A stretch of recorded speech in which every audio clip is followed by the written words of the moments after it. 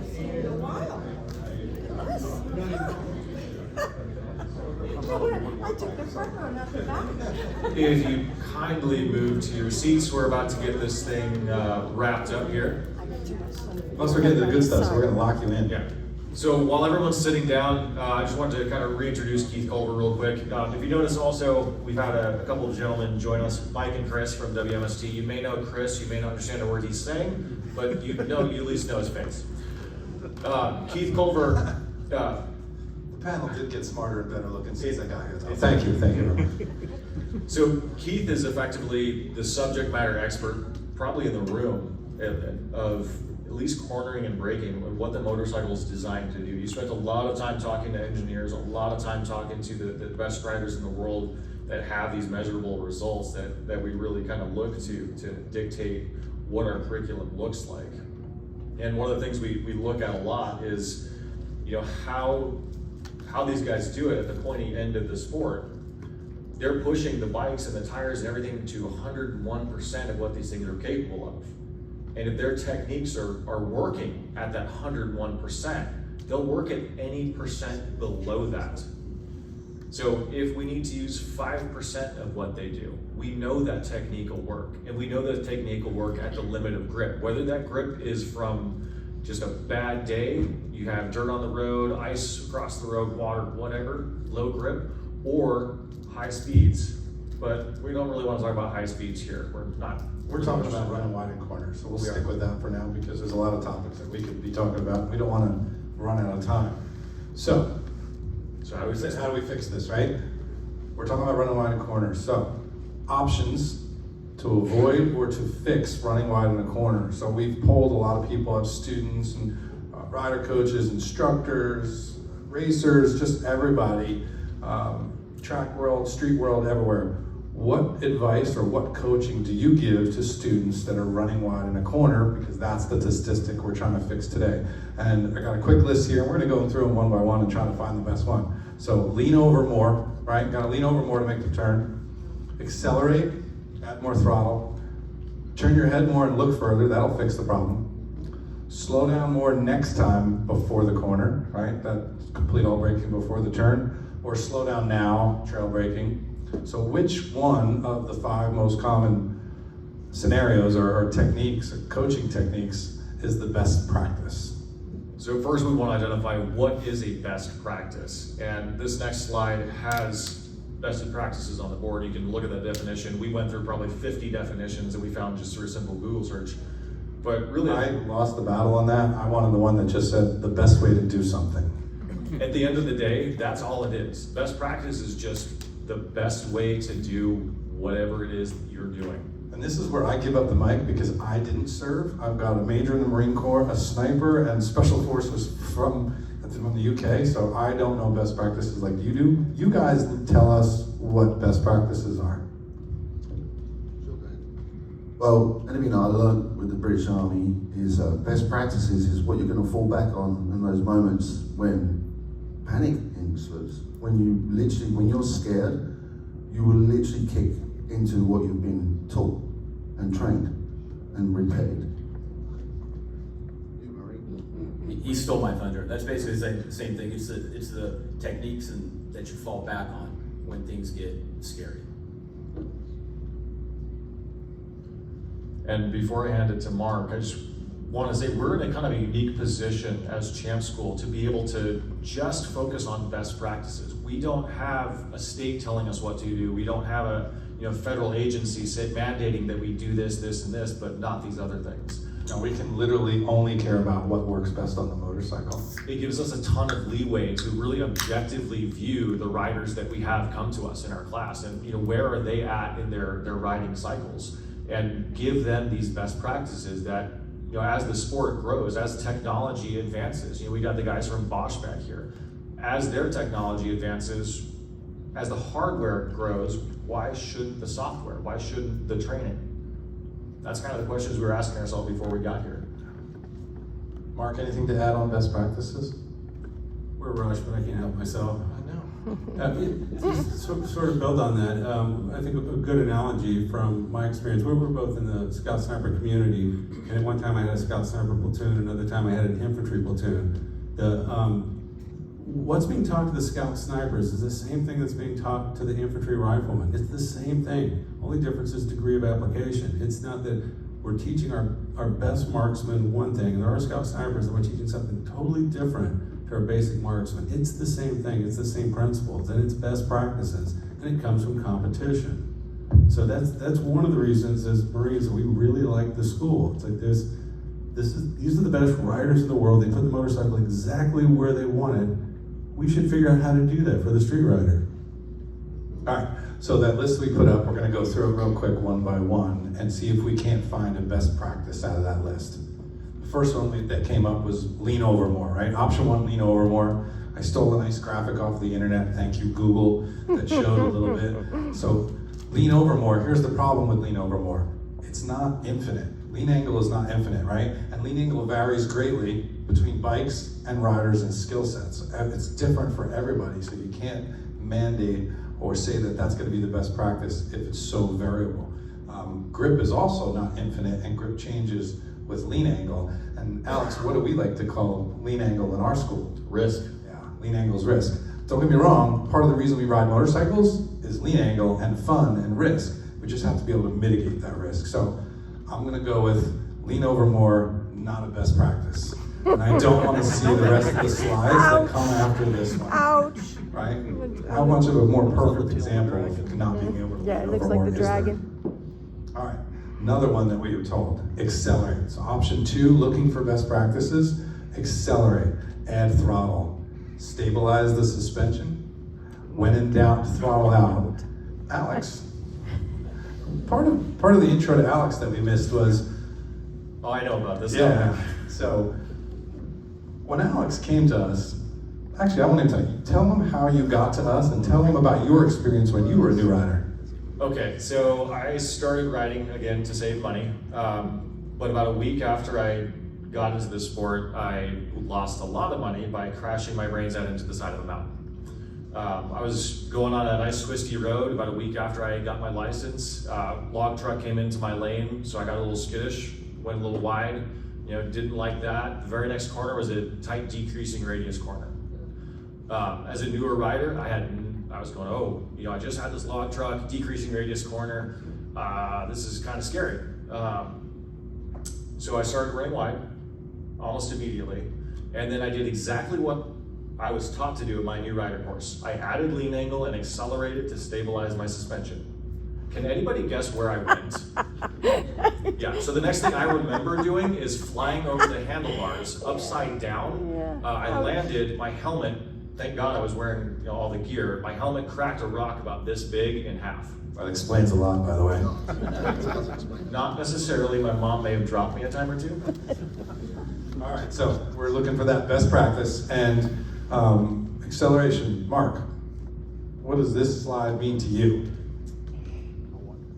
This would be the relationship between radius and speed, radius and miles per hour. So what I'm seeing there in the first slide looks like a rider with one lean angle, one constant speed, one input on the throttle. The second one looks like one lean angle, but the rider is accelerated, which any accelerating vehicle will increase its radius. And the third one we're seeing a rider who's slowed, so any vehicle slowing will decrease its radius.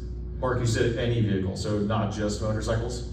Any vehicle, so this will work on your jet ski, Planes? airplanes, yes, anything, four-wheelers, Cars? cars, planes, and trains. Not trains. So option two, if we're accelerating, we're also doing what, Keith? Yeah.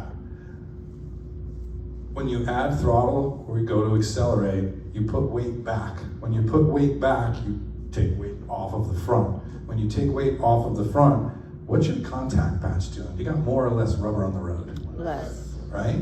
So adding throttle when you're running wide puts the weight back, takes contact patch off the front. Does that put a chill up your spine? It puts a chill up my spine, and I've said this 1,000 times. And which tire are we asking to turn us? Well, in the graphic, we want the one on the left to turn us. The one on the left, your left, not their left. We actually took the one out that I wanted to turn. We knew what you meant. Yeah. So, best practice, acceleration, not best practice. In fact, and this is important, it's the exact opposite of what you should do when you're running wide in the corner, and that's physics. This is also a reason we crash. Rushing corner entry. Yeah, we have a list of reasons we crash a motorcycle. The first one being lack of focus, right? It's mental. The second one being abruptness. Abruptness should be one of the first things taught about motorcycle riding, lack of abruptness and how to not be abrupt when you ride. And then rushing a corner. So accelerating into a turn is literally a recipe for disaster. All right, let's go to the next one. Otherwise we can sit here all day. I can talk about that one all day long. So option 3 that was on that list, still looking for that best practice, right? Turn your head more or look further. All right, this is actually good advice, right? Look further, have more reaction time, allow the rider to see more of what's going on, but it's not a control input. So while I do say that it's not bad advice, it's good advice, I can't call it best practice. But I'm gonna still advise any of my students, and I hope everybody else does, and I'm sure you do, use your eyes, see things ahead of time, look through the turn. Everybody's got a different way of saying it. Not quite a best practice. Next one. So I'm in the middle of a corner, I'm running wide. My advice is that I've been given is to slow down before the corner more next time. If I'm already running wide, running towards that guardrail, how does that help me now? I may have had a judgment error coming in. I may have been, Billy Badass, I'm gonna send it off into this corner.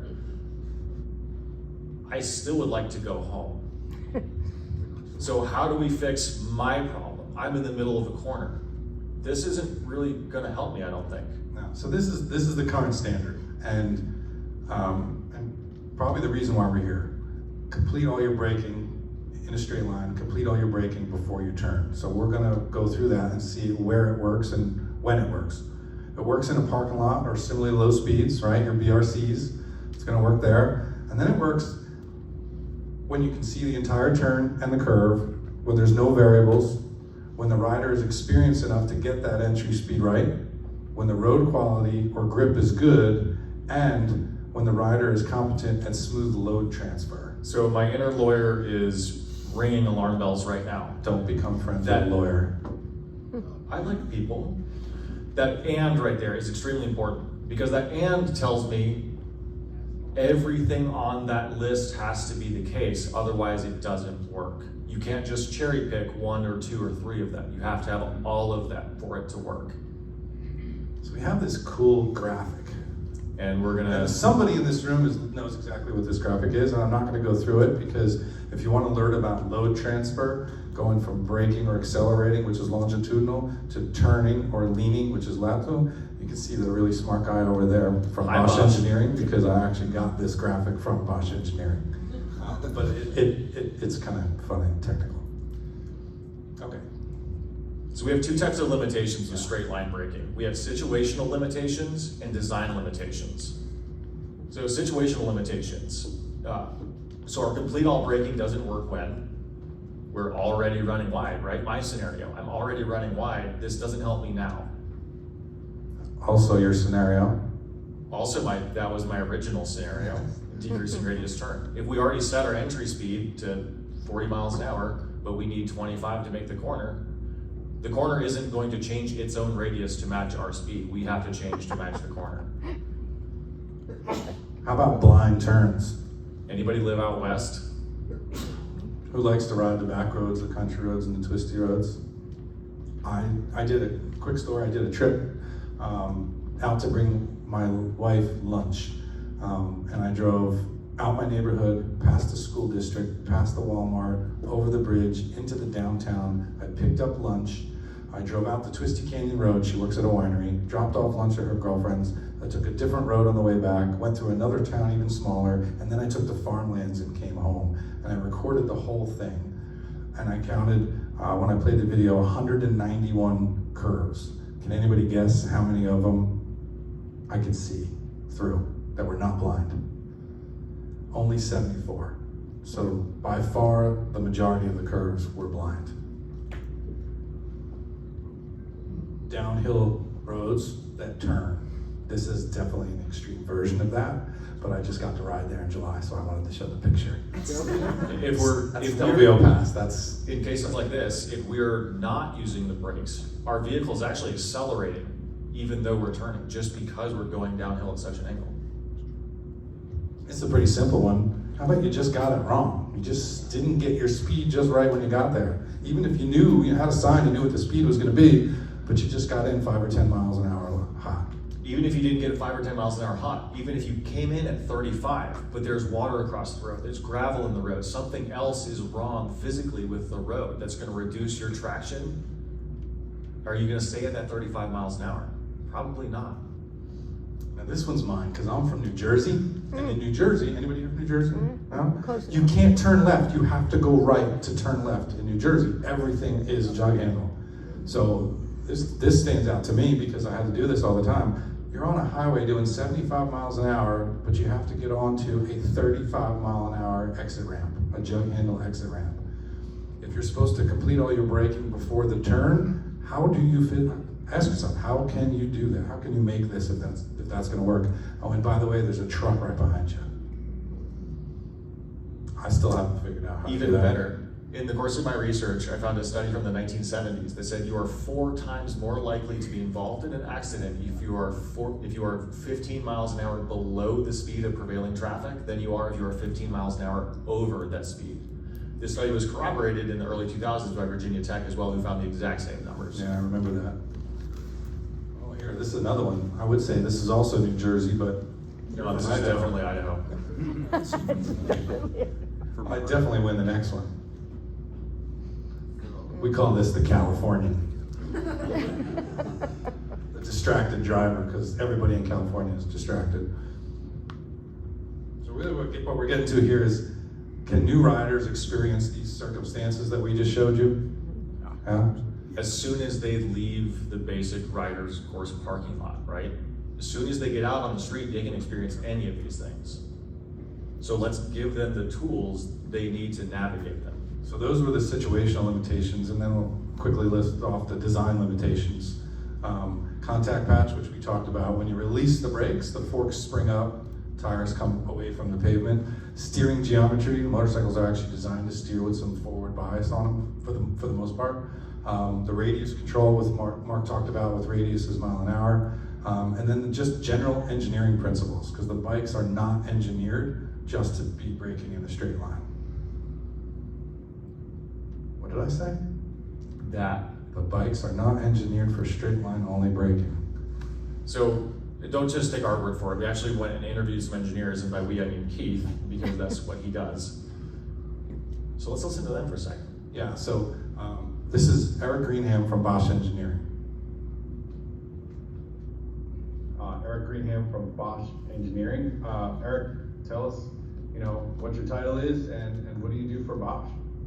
Yeah, I'm a senior application engineer. I apply Bosch active safety technology to the North American motorcycle market. And by active safety technology, I mean ABS, traction control, drag torque control, and then we have what we call value-added functions like hill hold control, vehicle hold control, that kind of thing.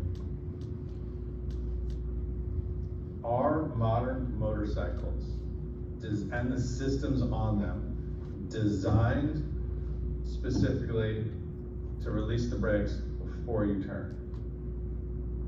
I would say no. I mean, again, we have to think in terms of safety and the wide range of situations that people can be in, and bikes are definitely not designed to only brake in a straight line. They're designed, and the systems on board anticipate the fact that people are going to be braking in turns. Absolutely. I also talked to Tamer Abubakar from Zero Motorcycles. Tamer Abubakar, I'm the Director of Prototype and Test Engineering at Zero Motorcycles, so essentially R&D. Having brake pressure on, keep better contact patch, steering geometry to make the motorcycle turn better, and by letting go, you're giving away that safety. Yeah, absolutely. I mean, the whole point of our way of setting up the bike and the suspension is to keep the front end loaded while you're in the corner. And if you lose that, you immediately lose stability and the bike just doesn't feel right. So we're gonna go with not best practice. Complete all braking before the turn, not best practice. So our last one is a fun one. This is where you gotta, can you lock the door, Brett? Because I know when they read that word up at the top, everybody's gonna call it a curse word and they're gonna be like, oh, get us out of here. Well, So- we actually had an internal debate over did. exactly how to title this, just so we wouldn't basically alienate anybody. I've had conversations with many of you in the room and on meetings and with rider coaches and instructors around the world, well, at least around the country. And that word, trail brake, often comes up as a curse word. So we literally debated on whether we should actually use that word here. And I was like, what else can we say?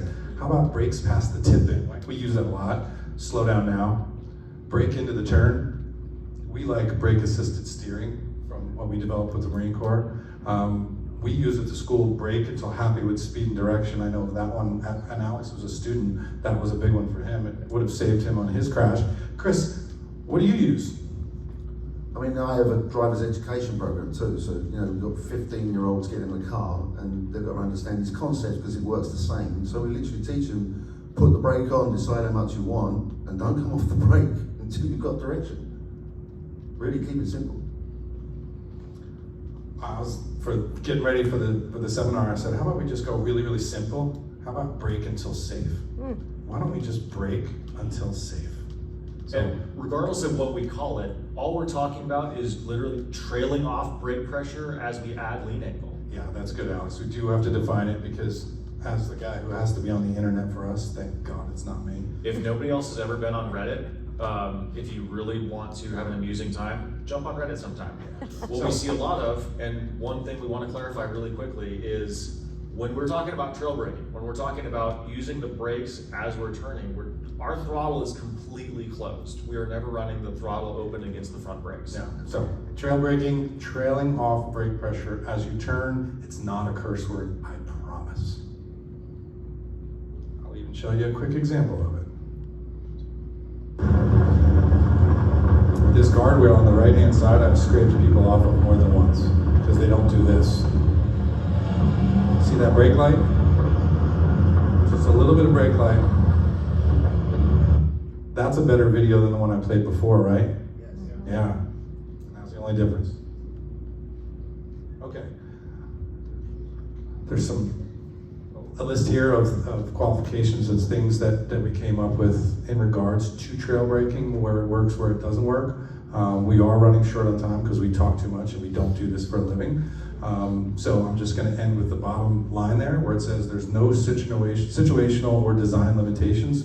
We put our heads together and try to figure out when doesn't it work. As long as the corner that you're going into is to be gone into slower than the straightaway leading to it, it works. So this works in every corner, on every motorcycle, with any rider, in any condition. Don't just take our word for it. On the brakes as you're coming into the corner and keeping it loaded, you're already kind of halfway there, and then your inputs aren't going to be as abrupt, and you're able to have more control over the motorcycle. So whether you're a brand new rider or an experienced rider, that's going to significantly increase your odds of being able to manage a situation like that.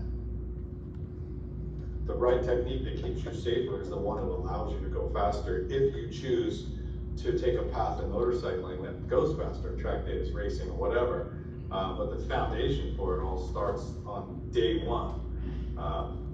And it just, the motorcycle works better with certain inputs, and it's safer with certain inputs. It's really the baseline.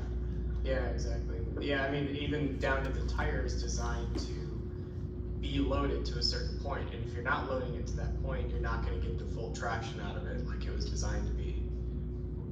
That was a really good point you made. The tires are designed to be loaded as well when it's turning, and we work with Dunlop engineers, and I don't know why I didn't think of, hey, let's record one of those interviews, but he made a really good point. really good skill to have to know how to utilize the brakes in a turn. Because you don't, again, always have the option of just straightening the bike up and stopping when there's, say, a mountainside straight ahead of you. You have to be able to, when the turn tightens up, you have to be able to adjust your speed accordingly, and that involves using the brakes in a turn. All right, so I gave them each one final question, just to kind of prove the theory, that would prove our thesis today.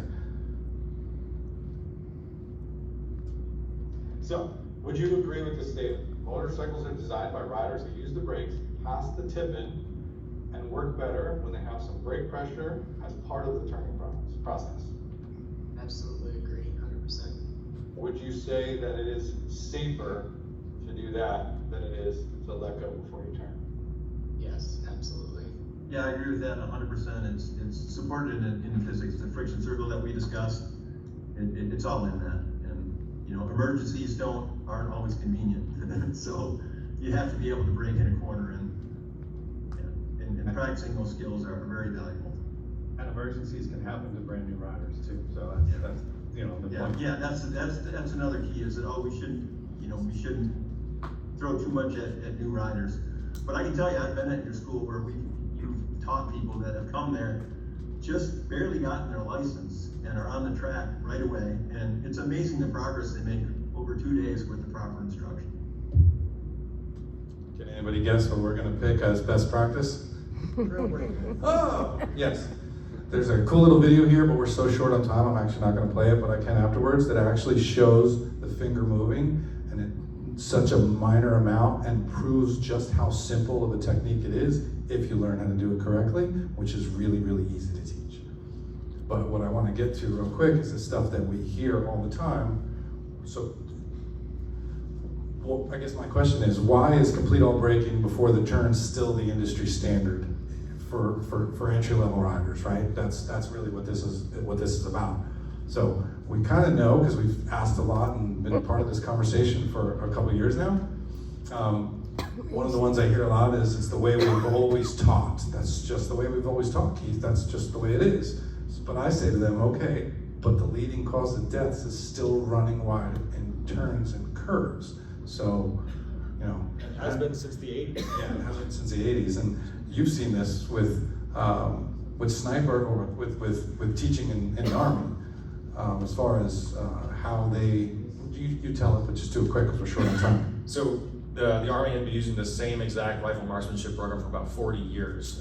Finally, at some point, they realized that it's not realistic to have a bunch of soldiers just laying down on their bellies, because nothing looks like that in combat.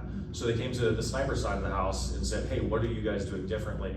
And we essentially rewrote the curriculum for the Army as a whole. And what we saw was a tremendous improvement in basic rifle marksmanship scores at the basic training level. People who had never held a rifle before in their life. Tremendous improvement in not only first-time qualification, but expert qualification.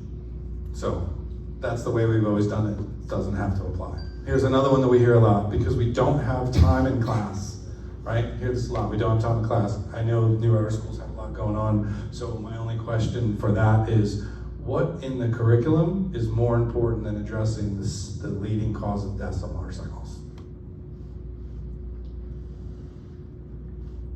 It's an advanced or a race technique, and new riders can't do it. We watched a video of a 6-year-old doing it on their bicycle, and then we watched the video of a teenager doing it on their bicycle.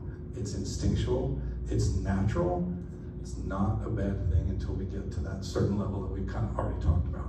And it's in most of the new rider curricula. They just come to a stop. So what we're promoting is to actually, it's not just come to a stop, but at the end, to teach them how to release the brake and continue on. That's the only difference. They'll learn it in an advanced class. Gee, what does it say right there? Only between 1% and 5% ever come back for future training in the next tier class. Chris, again, we don't have time for the full story, but what is your return rate using some of the techniques you've been getting from us? 42%. How much? 42%. 42%. I have a 42% return rate, and it's amazing that these people are coming back and taking it to the next level again and again and again.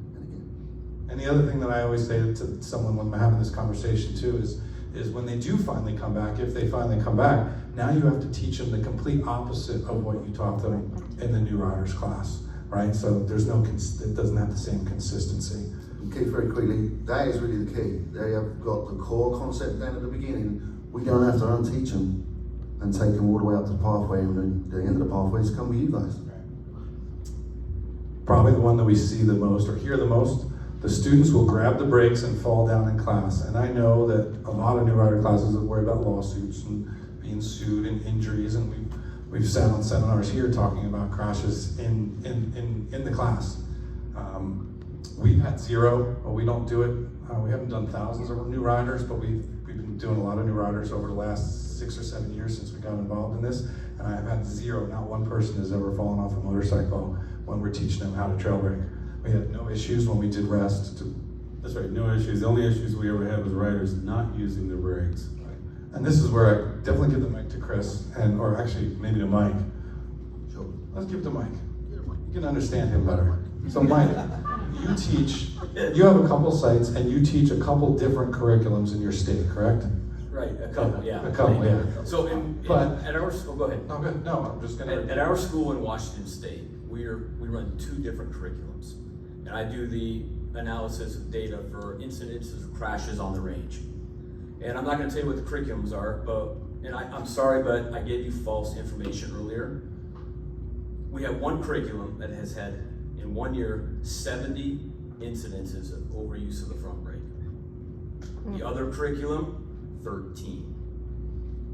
Again, one curriculum has 70 incidences of overuse of the front brakes, and the other curriculum has 13. So let me guess, the one that has 70 is the one where you're teaching or allowing trail braking? Or is it, and 13 is the one that doesn't allow it? 13 is the one that we encourage it. Really? So the opposite. So the students will grab the brakes and fall down in class. You have proof and data to show the actual opposite. Correct. Okay. Wow. It really is set them up for success and a degree of application. It really is just that. These techniques work all the way down. And the last one I have that I actually heard recently on a meeting, SMSA meeting, he said, no, Keith, it's not a braking problem, it's a steering problem. And I said, yeah, you're right, because you're not making the brakes part of the steering process. And this is what I mean.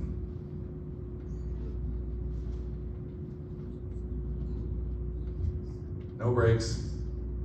Luckily, no car was coming. Same rider, same road, 3 different techniques. He went to the brakes late, brought him back into his lane. This time, he used the brakes early enough that he stayed in his lane. Whoops. Cut out the good part. I did.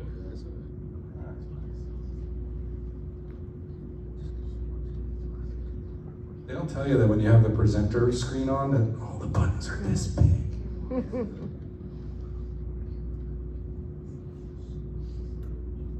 right. We got through it. I think we have a solution. Yeah. I think we have a solution to riders running wide in corners. And I think it's a very easily implemented solution. If we just take the time and recognize that, again, all those numbers are not just statistics, they are people. And if we can prioritize those people, if we put those people first and their families first, we can solve this problem. To close, I wanted to say, I didn't get a chance to when we were introducing ourselves, is that we have zero, there's nothing in it for us. We're not, we don't have a new rider curriculum, we don't have a new rider program. God bless you that have to deal with the government, the states, and the DMVs. We don't want any part of that. We just care about the sport. We want it to grow, and if the larger group of motorcycle riders want to come to us someday, that's cool, but we're not in it. This does nothing for us. We just literally care about motorcycle riders, and we're very objective. We see the results of the new rider classes. We see young riders, old riders, and we see how they ride and technically how they ride. And we just wanted to be able to give that back to everybody in the industry to let you know what we see from an objective viewpoint. And if we haven't pissed you off enough today, maybe next year we can tackle this.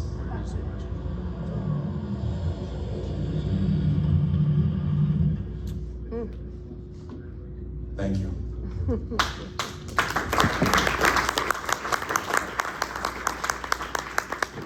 So we've only got a couple of minutes, but does anybody have questions for these gentlemen? Cheryl's over there.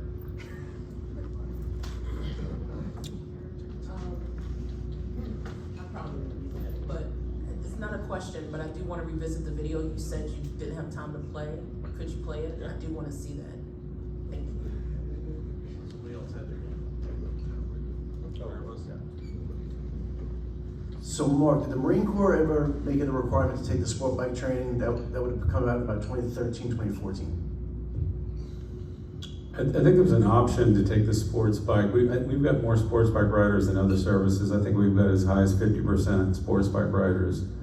The only requirements was take a level 1 and a level 2. There were a lot of different options for level 2.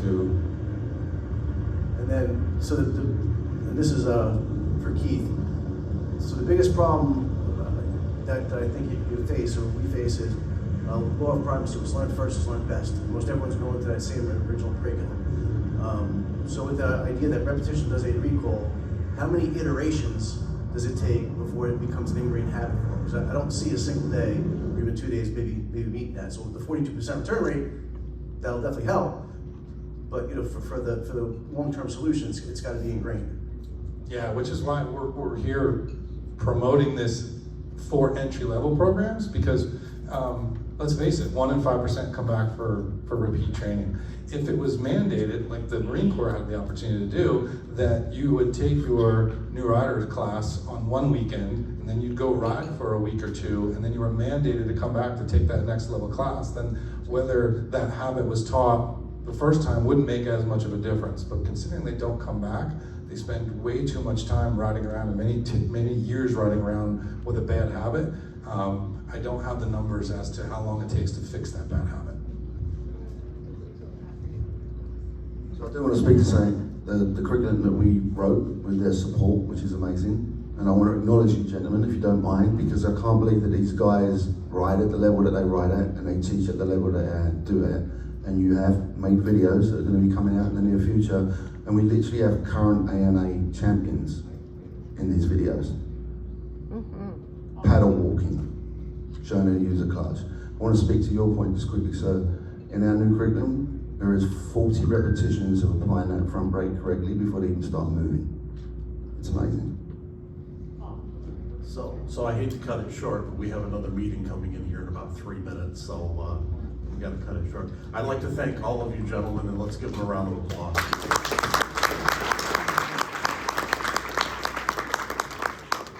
So following this session is the individual members meeting right here in this room from 5 to 6. If you're an individual member or interested in becoming one, please join us. Tonight, dinner is on your own.